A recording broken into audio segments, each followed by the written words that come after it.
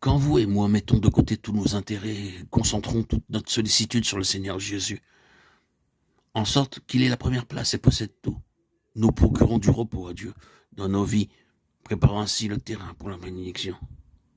C'est là que l'Éternel envoie la bénédiction. Ou donc, premièrement, là où il a trouvé son repos, sa satisfaction, sa joie. Le Seigneur ne bénit ni vous ni moi en tant que personne naturelle. Le Seigneur ne bénira pas ma chair ni la vôtre.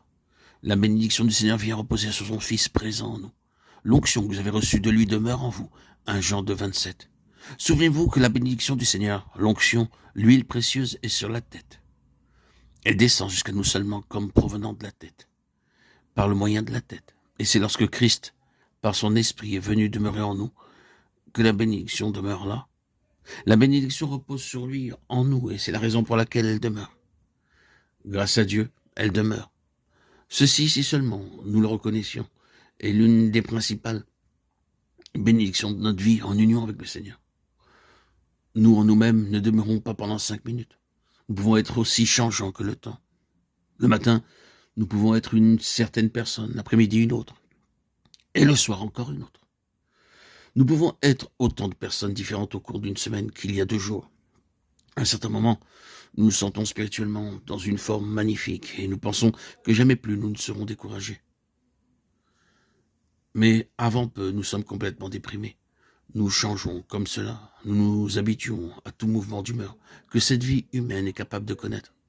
Si nous vivons dans cette vie d'âme, aux dispositions constamment changeantes, quelle vie pénible nous menons.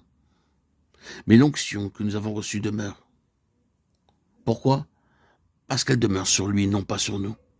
Et il est le même hier, aujourd'hui et éternellement. Hébreux 13:8. Il n'y a aucun changement de la part du Seigneur Jésus en nous. C'est lui. Il n'y a ni changement, ni ombre de variation. Oh, les changements qui ravagent nos vies à cause de l'instabilité de cette vie humaine. Mais il est là, en nous, toujours le même. Nous pouvons avoir 1000 dispositions différentes dans autant d'heures, mais il ne change jamais.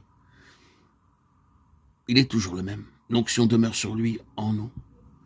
Oh, puissions-nous vivre en Christ, vivre dans l'onction, vivre dans cette réalité invariable de Dieu en Christ, immuable.